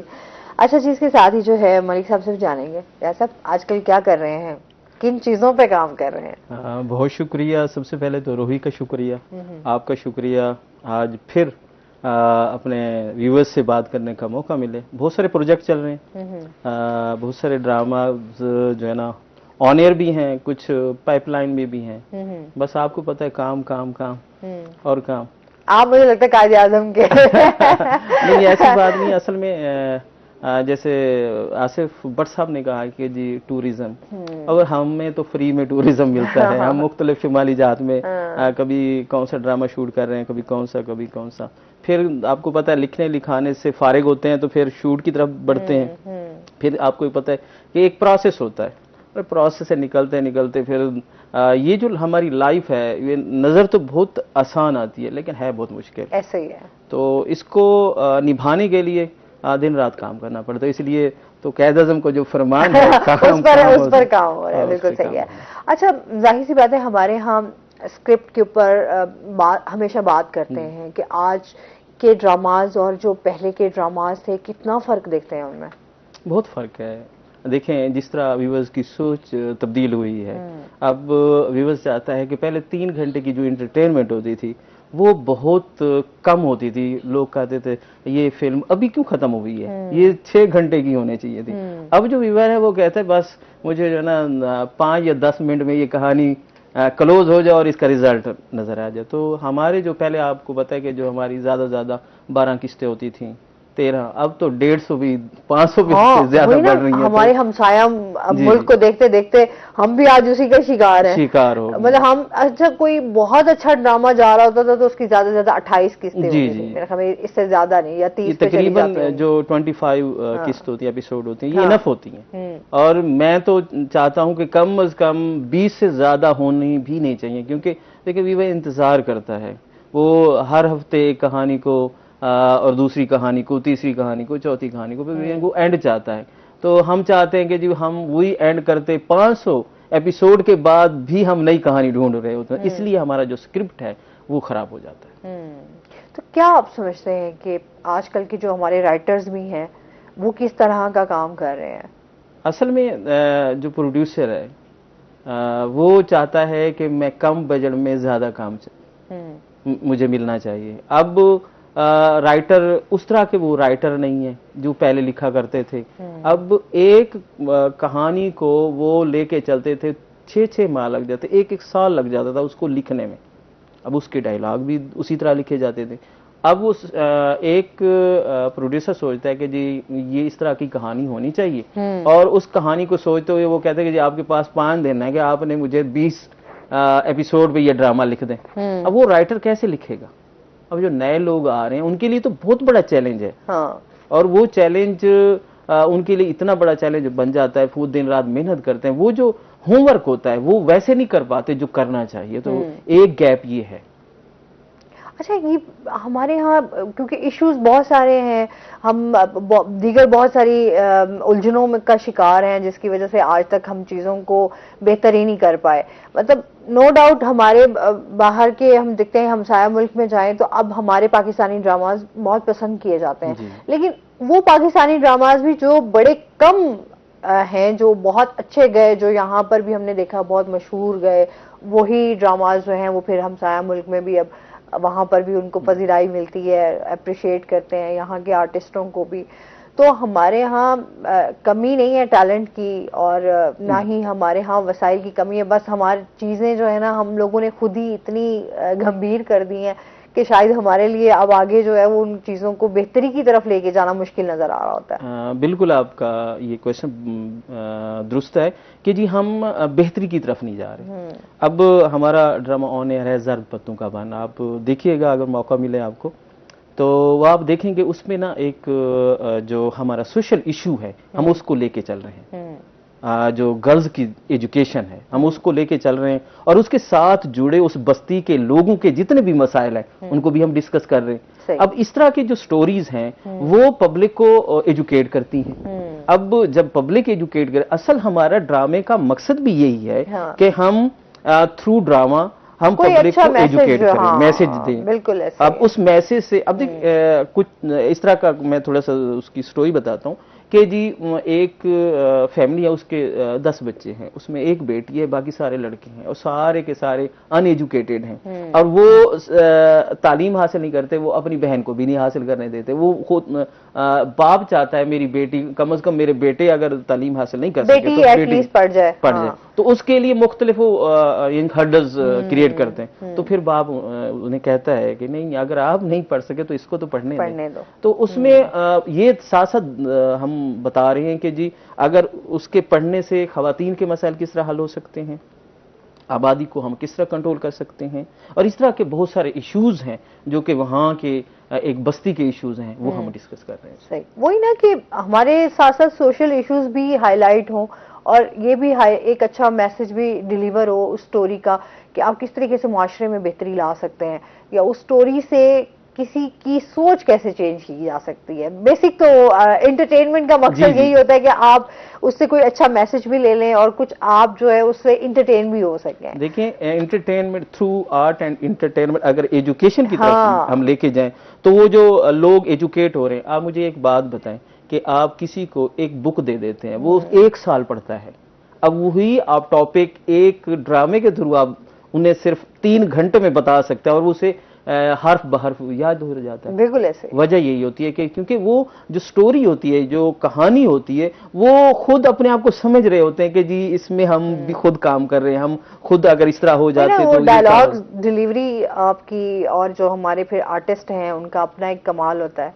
तो वो हर बंदा जो है वो अक्सर होता है ना, जब किसी म्यूजिक भी सुन रहे हो तो आपके इमोशंस जो हैं वो समटाइम आपकी उन वर्डिंग से आप खुद रिलेट कर रहे होते हैं कि यार शायद ये सॉन्ग जो है वो मेरे लिए ही बना है। तो समटाइम होता है कोई ड्रामाज इस तरह के आ जाते हैं या कुछ इस तरह की स्टोरीज आ जाती हैं जो आपके ऊपर ये लगता है कि यार ये तो सेम मेरे ही जो जितने भी हालात है या जो मेरी जिंदगी इस पे गुजर रही है तो सेम वही चीजें मेरे सामने आ रही ऐसे ही होते हैं। अब तो देखें जिस तरह आपने स्टार्ट में एक सवाल किया था कि जी लोग क्या चाहते हैं, और ड्रामा पहले जो पीटीवी का ड्रामा था अब हमारा ड्रामा जो इस तरह कैसे तब्दीली होती जा रही। अब देखें जो हर व्यूअर है उसकी अपनी सोच है, बिल्कुल ऐसे ही। अब जो अच्छा राइटर होगा वो उसी हिसाब से कहानी को तरतीब देगा। अब एक घर की स्टोरी और साथ जो करैक्टर है, जो गेस्ट करैक्टर है, वो साथ उनको क्या कर मूव करवाता रहेगा। जब वो मूव करवाता रहेगा वो स्टोरी में ट्विस्ट आता रहेगा। जब फिर उसके बाद साथ साथ आप जो है फनी करैक्टर को साथ शामिल करेंगे। कुछ लोग फन को ज्यादा पसंद करते हैं, कुछ थ्रिल को पसंद करते हैं। हर कोई एक ही चीज नहीं पसंद करता ना, किसी को कॉमेडी पसंद है तो वो उसी तरफ चला जाएगा, किसी को थोड़ा सैड, तो वो हर किसी के इमोशंस, हर किसी की सोच जो है वो डिफरेंट होती है। अच्छा, तो आपने भी इनके साथ काम किया, वैसे कैसे डायरेक्टर हैं? जी माशाल्लाह, काफी। एक तो ये कि इंसान बहुत अच्छे हैं। सबसे पहले अगर आप डॉक्टर हैं, इंजीनियर हैं या किसी भी शोबे से वाबस्ता हैं तो वो तो आपकी काबिलियत एक अलग है कि सबसे पहले इंसान अच्छा होना वो ज़रूरी है। तो माशाल्लाह बहुत इखलाक, बड़े मेहनती और अपने जो शोबा है, अपने काम है उससे इंसाफ करते हैं। तो एज ए एक्टर आपको क्या समझते हैं, क्या मुश्किलात रही? मुझे तो मतलब यह है कि मुश्किलात ये नहीं कि बस ये है कि जब आप रिकॉर्डिंग होती है तो उसके अंदर जो डायलॉग याद करना, फिर उसके जो रीटेक, और वो जो डायरेक्टर है वो जैसे चाहता है जिस तरह से कि फेशियल एक्सप्रेशन कैसे हो, एक्शन रिएक्शन कैसे हो, उसके मुताबिक करना ताकि जो ड्रामे का सीक्वेंस है, जो कंटिन्यूटी है वो नजर आए कि अजनबियत है तो वो चेहरे से जाहिर हो, अगर मानूसियत है तो वो चेहरे से जाहिर हो, गुस्सा है, नफरत है, और अगर आपके दिल में कोई मुनाफकत है उस सिचुएशन के मुताबिक तो वो भी आपके एक्सप्रेशन से जाहिर होनी चाहिए। तो बस ये डायरेक्टर वो एक्टर से करवाना चाहता है, तो इसलिए रीटेक जब तक वो सेटिस्फाई नहीं होता तो उसे बार बार रीटेक किया जाता है। सही है। अच्छा, आप क्या समझते हैं कि एक अच्छा एक्टर जो है वो बनने के लिए क्या चीज जरूरी है? बहुत सारे हमारे लोग जो हैं वो क्योंकि इस शोबे के साथ मुंसलिक भी होना चाहते हैं, बहुत इस फील्ड को भी ज्वाइन करना चाहते हैं, तो क्या आप कहेंगे क्या चीज? मेरा जो जवाब होगा बड़ा हैरान कुन होगा कि अच्छा एक्टर बनने के लिए आपको जो फिजिकली फिट होना वो ज्यादा जरूरी है। बहुत ज्यादा नहीं, लेकिन आप फिजिकली फिट हो ताकि जो आपकी जो सेहत है वो आपके चेहरे से नजर आए। आपकी जो जब आप कमजोर होंगे तो आपकी जो आवाज है, चाहे आप सेहतमंद इंसान का रोल करेंगे तब भी आवाज आपकी बीमार बीमार सी लगेगी। तो आपको फिजिकली फिट होना चाहिए, साइकोलॉजिकली कॉन्फिडेंस होना चाहिए, इल्म होना चाहिए आपको। जो आप डायलॉग बोल रहे हैं उसकी जो प्रोनाउंसिएशंस है, उसकी जो अदायगी है, तहतुल लफ्ज आपको पता हो, जो अल्फाज है उसकी हुर्मत का इदराक हो कि ये लफ्ज किस तरह से, किस मूड में, किस सिचुएशन में कि लाउड अदा करना है, धीमा अदा करना है, या इसकी जो अल्फाज या डायलॉग्स के दरमियान जो पॉजेज हैं तो वो बड़ा वेरी करते हैं। तो इसलिए एक अच्छे या बुरे एक्टर में जब आप पहचान करते हैं ना देखते हुए को आपको भा जाता है, वो ये है कि अब वो जो जैसी उसकी पर्सनैलिटी होती है उसके मुताबिक वो जो डायलॉग है उससे इंसाफ करके सिचुएशंस के मुताबिक बोल रहा होता है और एक्शन रिएक्शन दे रहा होता है, तो वो ज्यादा अच्छा लगता है और हकीकत के करीब लगता है उसका। अच्छा, आपको वैसे एक्टर का शौक था? इतना ज्यादा नहीं था, तो मेरा इस शोबे में आना महज आप इत्तफाक से, एक्चुअली मैं एजुकेशनिस्ट हूँ, तो मैं तकरीबन 25 ईयर्स ऑफ पूरी जिंदगी के 25 साल वो पढ़ने पढ़ाने में लगे हैं। आई एम कंप्यूटर इंजीनियर और मैंने बहुत सारे जो इदारे हैं उनको असिस्ट किया है। ज़िक्रिया यूनिवर्सिटी को हमने किया है और भी पेट्रोमैन यूनिवर्सिटी को असिस्ट किया है।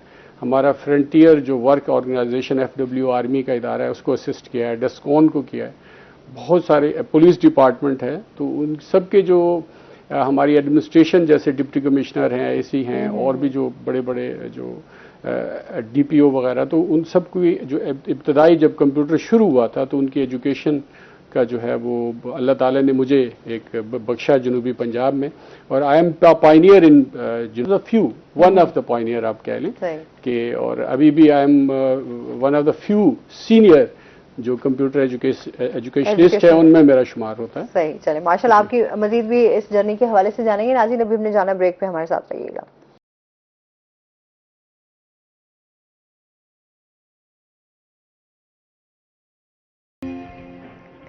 वेलकम बैक नाज़रीन। अच्छा जी, क्योंकि हम आज आर्टिस्ट की बात कर रहे हैं और साथ साथ फिर हम फन की बात कर रहे हैं, टीवी की बात कर रहे हैं, ड्रामाज की बात कर रहे हैं, फिल्म की बात कर रहे हैं आज। अच्छा, ये तमाम चीज़ें क्योंकि हमारी जो है वो कहते हैं ना कि जहाँ इतने मसले मसाइल चल रहे हैं वहाँ इंटरटेनमेंट जो है वो बड़ी ज़रूरी होती है कि कहीं ना कहीं आपको कोई अच्छा ड्रामा देखने को मिल जाए। फिल्म पे तो हम काम कर ही नहीं रहे, ड्रामाज तो हमारे चल ही रहे हैं। अच्छा, आप क्या समझते हैं हमारे यहाँ ये तमाम चीज़ें, स्टेज, थिएटर, ड्रामा, हमारी फिल्म, ये ऐसी चीज़ें थी जो एक फैमिली इंटरटेनमेंट के तौर पर हम देखते भी हैं। आज चलें ड्रामा से हम घर में बैठ गए, थिएटर को हम देखते थे, थिएटर पे आज हम कुछ और चीज़ें, स्टेज की हम देखते हैं, वो एक और लाइफ चली गई है, एक और समझ लेंगे वहाँ फैमिलीज नहीं जा सकती, वहाँ स्टोरीज नहीं है, कुछ उस तरह से नहीं है कि कोई अच्छा मैसेज जा रहा है।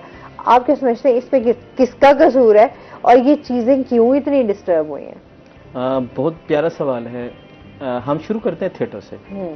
थिएटर एक ऐसी फॉर्म है जिससे आर्टिस्ट सीखता भी है और आगे उसे बढ़ने का मौका भी मिलता है, और जो हमारा नाजरीन होते हैं, जो हाजरीन होते हैं, वो उसको अच्छे तरीके से देखते हैं।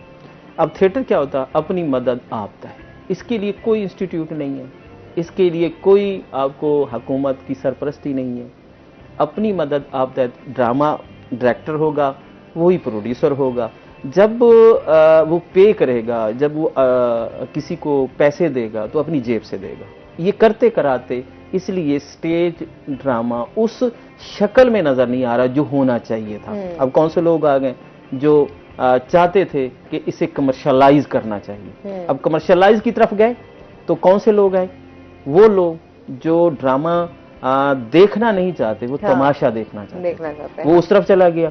असल जो ड्रामा है वो ड्रामा आपका 3 या 4 घंटे का वो एंटरटेनमेंट, वो सोशल इश्यूज जो मुआशरे में हैं, वो थ्रू नॉवल के, चाहे वो ड्रामे की शक्ल हों, तो उस तरीके से वो परफॉर्म नहीं किया गया, जिसकी वजह से थिएटर तो ऐसा ऐसा खत्म हो गया। बाकी हम फिल्म की तरफ आए तो फिल्म तो हमारे पाकिस्तान में बहुत अच्छी चली, उस पर काम भी बहुत अच्छा हुआ।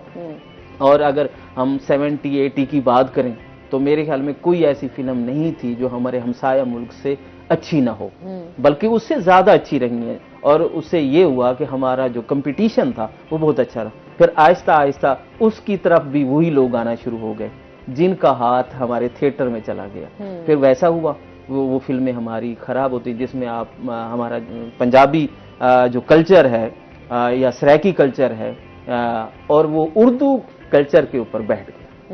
अब पंजाबी कल्चर, हालांकि बहुत अच्छी फिल्में बनी, उससे लोगों ने बड़ी एजुकेशन हासिल की, लेकिन मसला वही बना कि उसमें नॉन टेक्निकल लोग आए, उन्होंने इसका बेड़ा गर्क किया।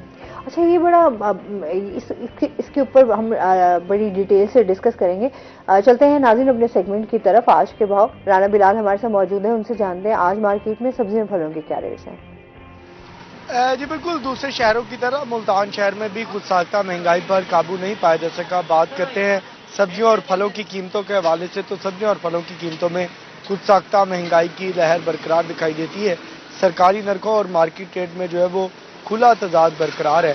इस वक्त अगर हम कीमतों की बात करते हैं तो कीमतों में सरकारी नरखों के मुताबिक अदरक का सरकारी रेट तकरीबन 560 रुपये फी किलो के हिसाब से मुकर्रर किया गया है, तो मार्केट में 700 रुपये फी किलो के हिसाब से फरोख्त किया जा रहा है। जबकि लहसुन का सरकारी रेट जो है वो 480 रुपये फी किलो के हिसाब से मुकर्रर कर दिया गया है, तो लहसुन इस वक्त मार्केट में 600 रुपये फी किलो के हिसाब से फरोख्त किया जा रहा है। जबकि इस वक्त हर हांडी में इस्तेमाल होने वाली हरी मिर्च, टमाटर और प्याज की बात कर ली जाए तो प्याज का सरकारी नरखों के मुताबिक रेट जो है वो 118 रुपये फी किलो के हिसाब से मुकर्रर कर दिया गया है। जबकि मार्केट में प्याज इस वक्त तकरीबन 190 रुपये फी किलो के हिसाब से फरोख्त की जा रही है। जबकि हरी मिर्च का सरकारी नरखों के मुताबिक रेट तो 70 रुपये फी किलो के हिसाब से मुकर्रर है, मार्केट में तकरीबन 140 रुपये फी किलो के हिसाब से फरोख्त की जा रही है। जबकि टमाटर के सरकारी नरखों में जो है वो एक बार फिर से इजाफा देखने में 80 रुपये से बढ़कर 92 रुपये फी किलो के हिसाब से मुकर्रर कर दिया गया है। जबकि मार्केट में इस वक्त टमाटर तकरीबन 170 रुपये फी किलो के हिसाब से फरोख्त किया जा रहा है। बुनियादी सब्जियों में इस वक्त अगर हम बात करते हैं शिमला मिर्च की, तो शिमला मिर्च 210 रुपये फी किलो के हिसाब से मार्केट में दस्तयाब है। जबकि अरबी 180 और भिंडी 160 रुपये फी किलो के हिसाब से फरोख्त की जा रही है। इसी तरह जो है वो टिंडा 300 रुपये फी किलो के हिसाब से, करेला 190 और फूल गोभी 180 रुपये फी किलो के हिसाब से मार्केट में दस्तयाब है। जबकि फलों की बात कर ली जाए तो फलों की कीमतें भी जो है वो गरीब आदमी की पहुंच से दूर होती चली जा रही हैं। इस वक्त फलों में अंगूर का सरकारी नरखों के मुताबिक रेट तो जो है वो गोला अंगूर का सरकारी रेट तकरीबन 220 रुपये फी किलो के हिसाब से मुकर्रर है। जबकि सुंदर खानी अंगूर का रेट जो है वो 330 रुपये फी किलो के हिसाब से मुकर्रर किया गया है। जबकि मार्केट में इस वक्त सुंदर खानी अंगूर जो है वो 400 रुपये फी किलो के हिसाब से फरोख्त किया जा रहा है। जबकि सेब सरकारी नरखों के मुताबिक तो 160 रुपये से लेकर 190 रुपये फी किलो के हिसाब से मुकर्रर कर दिया गया है। मार्केट में सेब भी तकरीबन इस वक्त 300 रुपये फी किलो के हिसाब से फरोख्त किया जा रहा है। जबकि अमरूद 250 रुपये, जापानी फल 280 और मौसमी 110 रुपये फी किलो के हिसाब से मार्केट में दस्तयाब है। और फलों की बात की जाए जिसमें आड़ू 450 रुपये, अनार 400 और केले फी दर्जन के हिसाब से तकरीबन सरकारी नरखों के मुताबिक तो 114 रुपये फी दर्जन के हिसाब से मुकर्रर किए गए हैं। जबकि मार्केट में 170 रुपये फी दर्जन के हिसाब से फरोख्त किए जा रहे हैं। सब्जियों और फलों की कीमतों में जो है वो खुद साख्ता महंगाई की लहर को ख़त्म करने के हवाले से शहरियों से जब बात होती है तो शहरियों का यही मुतालबा होता है कि लिहाजा सब्जियों और फलों की कीमतों में कमी लाई जाए और सरकारी नरखों पर अमल दरामद करवाया जाए ताकि हर गरीब आदमी सब्जी और फल खरीद कर सके। जी बहुत शुक्रिया राना बिलाल आपका। अच्छा जी, और इसके साथ ही जो है हम बात भी कर रहे थे कि जिस तरीके से हमारे यहाँ जो है स्टोरीज पर और हमारे स्क्रिप्ट जो है वो कितना काम होने की जरूरत है, फिल्म पे कितना काम करने की जरूरत है। सिनेमाज अब हमारे जो हैं वो बड़े खामोश दिखाई देते बंद हो हैं, चुके हैं और वो जो खास इंटरटेनमेंट थी हाँ, एक वो आम आदमी के लिए, हाँ। आम हमारा व्यूअर्स था, उसके लिए बंद हो गई। इसलिए फिल्म लोग मिस करते हैं। हाँ। मतलब हम कहते हैं यार, कब सम टाइम होता था यार, अच्छा चलो कोई अच्छी मूवी आई है तो चलिए सिनेमा चलते हैं, अब अपनी फैमिली के साथ, आप फ्रेंड्स के साथ आप एक सिनेमा में कोई अच्छी मूवी देखकर, इंटरटेनमेंट ही है ना, तो उसमें आपको ये पता चलता था क्या काम हो रहा है, क्या क्या स्टोरी है। लेकिन अब तो खैर वो इस सिनेमा से हमारे वो बिल्कुल बंद है इस टाइम। लोगों के लिए जो है वो सिर्फ इंटरटेनमेंट बड़ी कम रह गई है। अब मोबाइल हमारे पास हाँ। है, उस पे नेटफ्लिक्स हो गया और इस तरह की और यूट्यूब से बहुत सारी फिल्में जो है ना ऑन एयर होती हैं। अच्छा, हमारे हमसाय मुल्क में भी अब देखें, चाहे उनकी अब उतनी बड़ी मूवीज नहीं हो, लेकिन वो चले गए हैं वो शॉर्ट मूवीज की तरफ चले गए हैं लोग, क्योंकि अब ज्यादा टाइम जो है वो स्पेंड नहीं करना चाहते, वो कम टाइम में अच्छा काम देखना चाह रहे हैं। इसमें बात करते हैं नाज़रीन, अभी हमने जाना ब्रेक पे, हमारे साथ रहिएगा।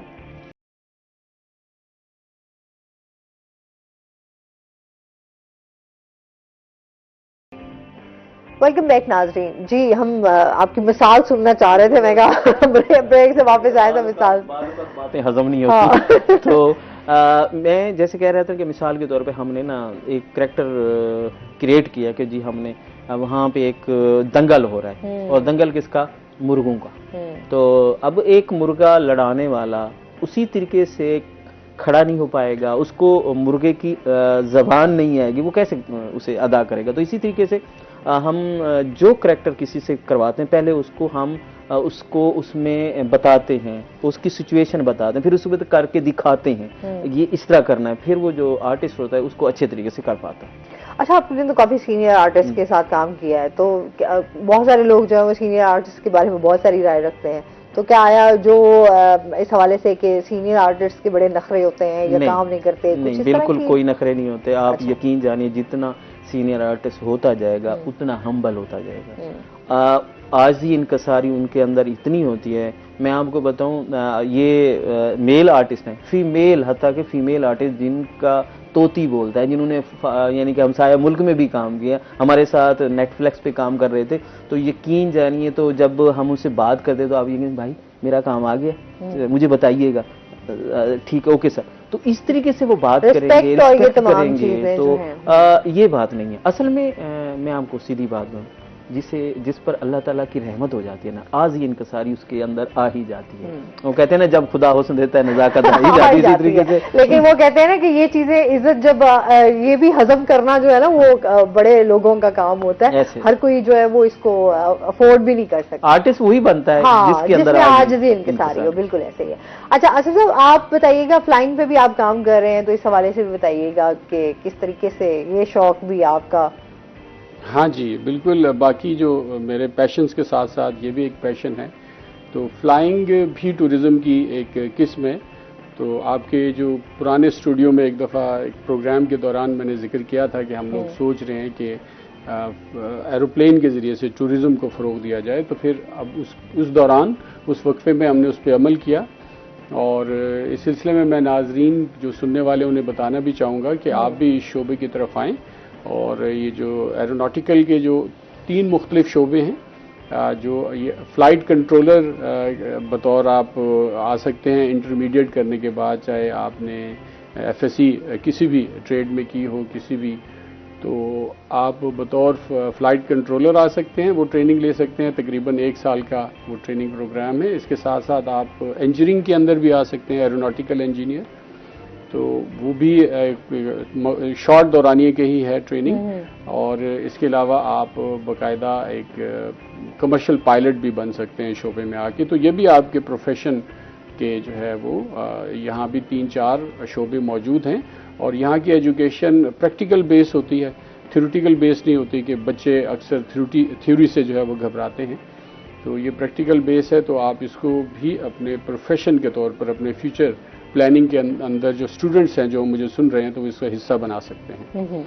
अभी नेक्स्ट भी प्रोजेक्ट्स में किसी में काम कर रहे हैं? जी हाँ, नेक्स्ट इंशाल्लाह रोही के साथ मिलके हम एक इसी शोबे में एरोनॉटिकल या फ्लाइंग के शोबे में एक प्रोग्राम तरतीब देने जा रहे हैं, तो इस सिलसिले में बातचीत हो रही है, तो इंशाअल्लाह और वो भी नशर होगा रोवी टीवी पे वो सारा पूरा। अच्छा, एक मैं खुशखबरी देता जाऊँ, हम अन करीब एक फिल्म करने जा रहे हैं, बहुत मशहूर फिल्म है, अभी बताते नहीं है अभी उसको, यानी कि उसने ब्लॉकबस्टर उसको हुई है, तो उसको हम बना रहे हैं 2, तो वो लाहौर की फिल्म है और इंशाअल्लाह बट सब भी नजर आएंगे और बहुत सारे चेहरे हमारे साउथ पंजाब के नजर आएंगे। अच्छी बात है। मेरे ख्याल में अब हमारे यहाँ जो है टीवी ड्रामाज की बात करें तो बहुत सारे चेहरे वही बहुत असरदराज से जो है वो आते भी, लोग पसंद भी खैर करते हैं, ऐसी बात नहीं है, लेकिन लोग नए चेहरों को भी देखना चाहते हैं। हमारी इंडस्ट्री में नए चेहरों की कमी है। अब कुछ एक बहुत अरसा दराज से हम ये चीज़ देखते आ रहे हैं कि बहुत लिमिटेड, जैसे हम कराची में जाएं तो हमारे यहाँ मौके जनूबी पंजाब में कम है। यहाँ हमारी जो है वो लोकेशंस को तो खैर यूज़ कर लिया जाता है, बट यहाँ के लोगों को मौका नहीं मिलता। जो लोग आर्टिस्ट हैं हमारे, उनको यहाँ से मूव करना। अब ऐसा नहीं, अब ऐसा नहीं कह सकते क्योंकि मैंने हमारे अभी बहुत सारे आर्टिस्ट जो हैं जनूबी पंजाब से ही गए हैं और बहुत बड़ा नाम कमाया। और मैं हमेशा बात करती हूँ कि ये मिट्टी जो है वो बड़ी जरखेज है इस हवाले से कि यहाँ पर आप सियासत को ले लें, यहाँ से लोग निकले हैं। यहाँ आप अगर आर्टिस्ट के तौर पर देखें तो बहुत से बड़े नाम यहाँ से निकले हैं, सिंगर के लिखे हैं तो वो यहाँ से, मतलब नो डाउट यहाँ से लोगों ने मूव किया बाहर। लोग गए हैं कराची, लोग गए हैं लाहौर, गए हैं लोगों ने, जो लोग आगे जाना चाहते थे वो निकले हैं। ऐसे मैं आपको खुशखबरी भी देता हूँ। अब कराची लाहौर की प्रोडक्शन मुल्तान, बहावलपुर, मुजफ्फरगढ़, डीजी खां आ रही हैं। अब हमारा 2 साल में 3 प्रोजेक्ट हम यहाँ कर चुके हैं। अब अंदाजा लगाएं कि मुल्तान से 35 वो जो अननोन लोग थे अब वो फेमस होते जा रहे हैं। मुजफ्फरगढ़ से हैं, डीजी खां से हैं, बहावलपुर से, मुल्तान से तो मैं बताया 35 लोग हैं। लोग काम करना चाहते हैं। लोग शोबीज की दुनिया एक ऐसी है जो चाम बाहर से सबको नजर आ रहा होता है, लोग उसके साथ अटैच होना चाह रहे होते हैं, काम करना चाह रहे होते हैं। और हमारे यहाँ पे वही बात है कि मौके मिले, वो प्लेटफॉर्म मिले तो लोग आगे बढ़े। हाँ, मेरा माटो ये है कि जी जो प्रोडक्शन है वो इधर है, हमारे लोग मूव ना करें। क्योंकि हमारे लोगों ने मूव किया, वो वहाँ लाहौर में गए तो लाहौरी बन गए, कराची में गए तो वापस नहीं है। मेरा जो मकसद है, क्योंकि इस वक्त मुझे वो बुला रही हैं कि आप हैं, मैं जाता भी हूँ, लेकिन मैं अब उन्हें मजबूर करता हूँ कि जी हमारा मुल्तान मिनी स्टूडियो है, आप यहाँ आए, आपको हर किस्म की लोकेशन मिलेगी, हर किस्म का आर्टिस्ट मिलेगा। और यहाँ आप यकीन जानिए सिर्फ 4 आर्टिस्ट बाहर के होते हैं, बाकी सारे आपके मुल्तान के होते हैं। तो इस तरह हम मेहनत कर रहे हैं, इंशाअल्लाह हम अपने साउथ पंजाब को आगे लेके जाएंगे। बहुत शुक्रिया आपका। बहुत सारी बातें आज डिटेल से हमने की भी हैं। कोई मैसेज देना चाहें हमारे व्यूवर्स को? जी, मैं अपने तमाम दोस्तों को जो इस वक्त हमें देख रहे हैं, हमारे व्यूवर्स हैं, उनको हम ये कहेंगे, अगर आप इस आर्ट की शोबे में आना चाहते हैं तो अपनी सबसे पहले तालीम पूरी करें, फिर उसके बाद आप समझते हैं कि मैं इस काम को, इस फील्ड को मैं पूरा टाइम दे सकता हूं, तो फिर इस तरफ आएं और अपना नाम पैदा करें। बहुत शुक्रिया। आप कोई मैसेज देना जी, मेरी तरफ से नई नस्ल को पैगाम है कि वो अपने मुल्क से मोहब्बत करें और इसी तरह से वो प्रैक्टिकल अलूम की तरफ आएँ। कंप्यूटर के अंदर आर्टिफिशियल इंटेलिजेंस वो सीखें। इसके अलावा वो एरोनॉटिकल के शोबे में आए, यानी शोबे जो इंजीनियरिंग, डॉक्टर, इन शोबों से निकल कर और तरफ भी देखें। और बहुत दुनिया बड़ी है और बहुत अपॉर्चुनिटीज और मौके मौजूद हैं। बहुत शुक्रिया आप दोनों का। और इसके साथ ही नाज़रीन, आज का शो यहीं पर खत्म हुआ। अपना बहुत सारा ख्याल रखिएगा, दुआओं में याद रखिएगा। इंशाल्लाह जिंदगी ने साथ दिया तो सुबह आपसे फिर मुलाकात होगी। अल्लाह हाफ़िज़।